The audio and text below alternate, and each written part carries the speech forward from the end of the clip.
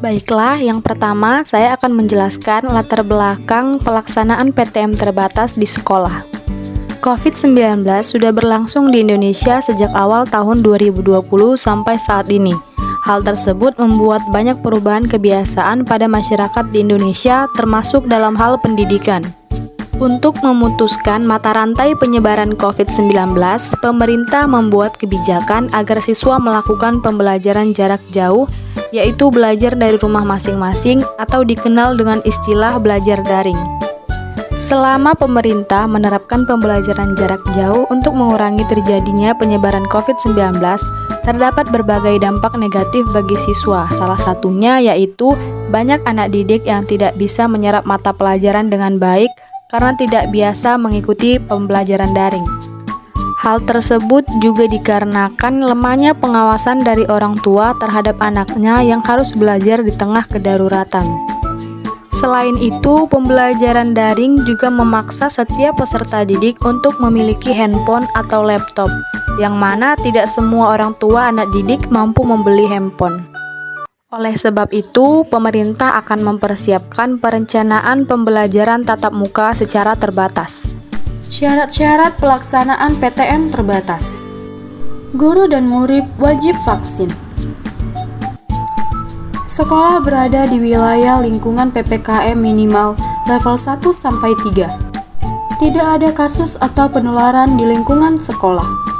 Menerapkan protokol kesehatan seperti alat ukur suhu tubuh, tempat cuci tangan, hand sanitizer, menghindari kerumunan, menjaga jarak, dan wajib memakai masker. Jarak antar meja minimal 1,5 meter.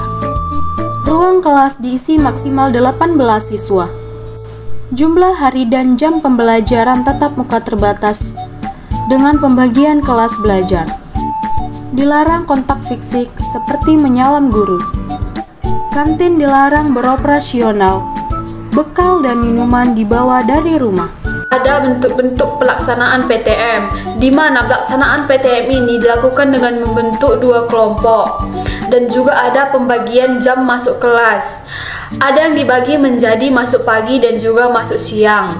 Dan ada juga dalam pembagian hari. Misalnya, kelompok pertama itu masuk di hari Senin, Rabu sampai dengan Jumat, dan kelompok kedua itu masuk di hari Selasa, Kamis dan sampai Sabtu. Sebelum memasuki area sekolah, petugas sekolah itu wajib melakukan pengecekan suhu tubuh, wajib memakai masker, dan diwajibkan juga dengan mencuci tangan sebelum memasuki area sekolah. Masalah-masalah dalam pelaksanaan PTM, di mana masalah yang dihadapi dalam pelaksanaan PTM ini adalah masalah mengenai rentang waktu, di mana waktu pelaksanaan tatap muka itu berkisar sampai dengan 4 jam, namun ada yang menggunakan sistem shift sampai dengan 8 jam, di mana guru itu harus bertugas perharinya selama 8 jam. Yang dikhawatirkan itu adalah risiko meningkatnya COVID-19 karena harus berada di luar ruangan lebih dari 4 jam.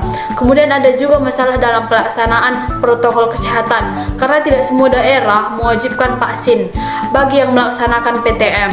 Padahal salah satu syarat melakukan PTM itu adalah melakukan vaksin dan menjaga protokol kesehatan dan mematuhi juga protokol kesehatan. Saya akan menjelaskan tentang tanggapan orang tua dan guru tentang pembelajaran tatap muka terbatas pada anak sekolah. Yang pertama, pada orang tua sangat setuju pada pembelajaran tatap muka terbatas ini karena dengan adanya pembelajaran tatap muka ini memberikan kemudahan kepada anak muridnya atau anak-anak mereka untuk mendapatkan ilmu dan lebih memaksimalkan apa-apa saja pembelajaran yang telah dilakukan di sekolah maupun di rumah. Yang kedua, orang tua sangat setuju dengan pembelajaran tatap muka tersebut karena mengurangi dari krisis ekonomi keluarga mereka masing-masing dan mengurangi adanya pembelian paket dan pembelian handphone pada anak tersebut. Yang ketiga itu adalah mengurangi terjadinya pembodohan pada anak-anak mereka, yaitu di mana pada saat pembelajaran daring mereka menggunakan handphone dengan cara yang tidak baik, yaitu menggunakannya dengan bermain game dan tidak mengikuti pembelajaran yang dilakukan pada guru mereka dan lebih memaksimalkan atau lebih mementingkan game daripada pembelajaran mereka. Tanggapan kepada guru yang pertama, dengan pembelajaran tatap muka tersebut, guru lebih mudah untuk memperhatikan anak-anak didik mereka dan lebih mengutamakan pembelajaran dan lebih memperdalam pembelajaran kepada anak-anak tersebut. Yang kedua, guru lebih mudah untuk menerangkan materi kepada siswanya dan memberikan tugas-tugas kepada siswanya dengan mudah, yaitu dengan cara tertulis dan tidak melalui internet ataupun melalui WhatsApp. Materi selanjutnya yaitu adalah pro dan kontra pelaksanaan PTM. Pro pelaksanaan PTM. Yang pertama, seluruh siswa atau mahasiswa dapat mengakses materi belajar yang sama tanpa terkendala. Yang kedua, pelajar dapat lebih cepat memahami materi yang akan disampaikan. Yang ketiga, beban orang tua bisa sedikit berkurang akibat penggunaan kuota internet yang cukup besar lantaran belajar secara daring. Selanjutnya ada kontra pelaksanaan PTM. Yang pertama, KMB atau kegiatan belajar mengajar tidak efektif.